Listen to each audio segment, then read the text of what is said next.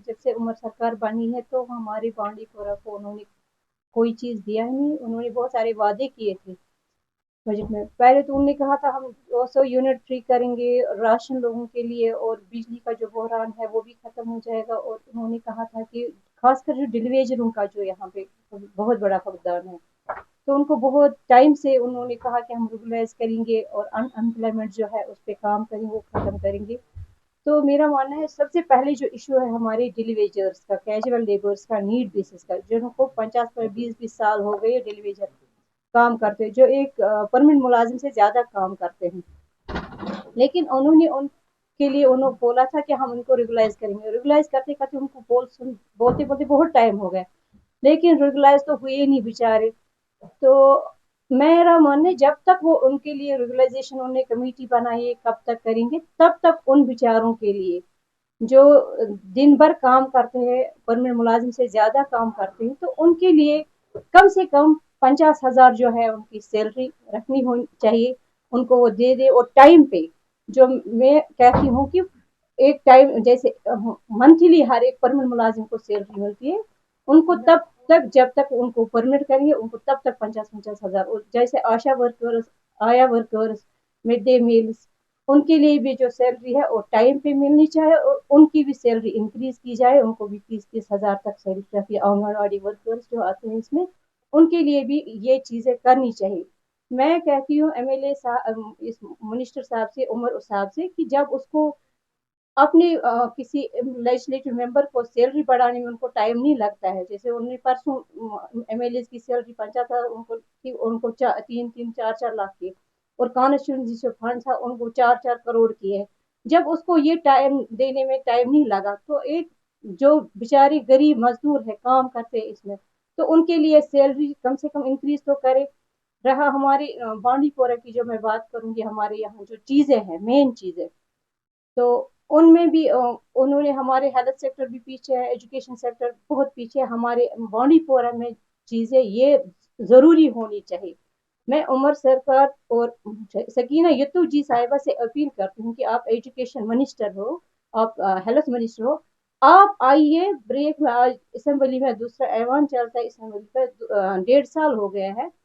तो आपको नहीं लगता है कि बांडी पोरा बहुत बड़ा डिस्ट्रिक्ट है, 3 कॉन्स्टिट्यूंसी पे मुश्तमिल है, यहाँ के हमने 3-3 बार एमएलए को भेजा है मंडेर दे के, लेकिन उन्होंने इस पे बात नहीं की, वो फेल हो चुके हैं, या तो उनकी कोई कमजोरी रही होगी, इसलिए आप बांडी पोरा को इग्नोर करते आए हो। आप ब्रेक में आ जाए चापर लेके, उमर साहब से मैं कहती हूँ, और सकीना ये तो जी साहिबा से मैं कहती हूँ, वो कैसे बातें करती है ऐवान में बैठ के कि उन्होंने बांडी पोरा को इग्नोर किया है, बहुत बड़ा डिस्ट्रिक्ट है।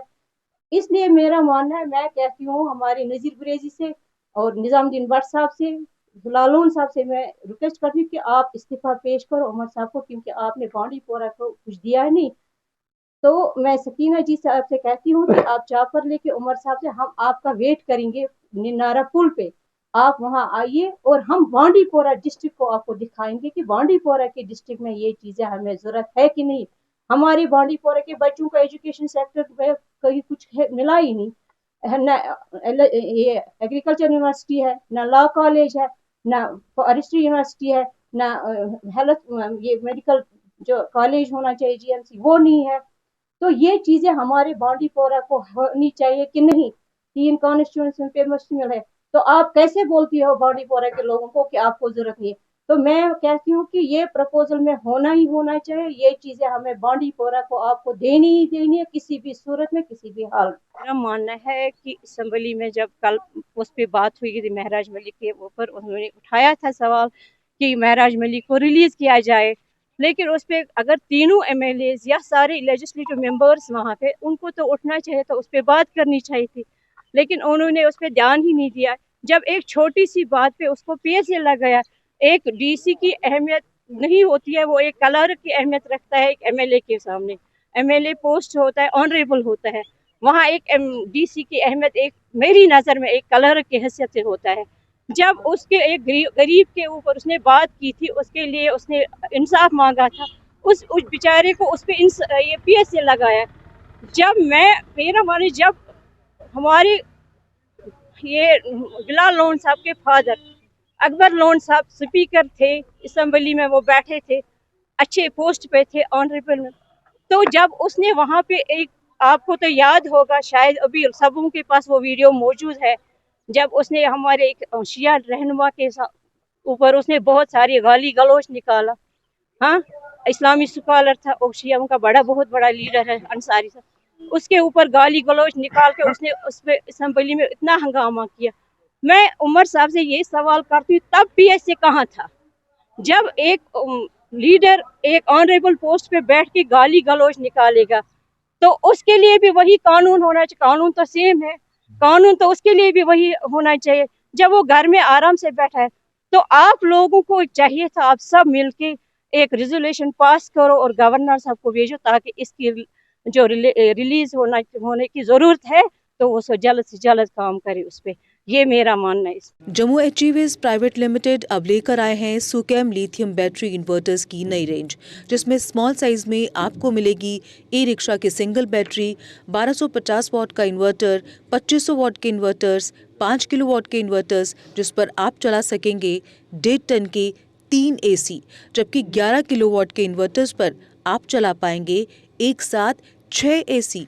सुकेम आपको 100 किलोवाट तक लिथियम इन्वर्टर्स उपलब्ध करवाएगा। इसके साथ ही सोलर सिस्टम में भी सुकेम लेकर आया है 3 किलोवाट से लेकर 100 किलोवाट की लिथियम हाइब्रिड इन्वर्टर्स। तो देर किस बात की, आज ही आएं। हमारा पता है Jammu HEVs private limited, plot number 37, yard number 6, transport Nagar Jammu. Mobile number 907077 0000 990606 888 3। Jammu Kashmir की खबरों के लिए जुड़े रहिए GK अपडेट के साथ।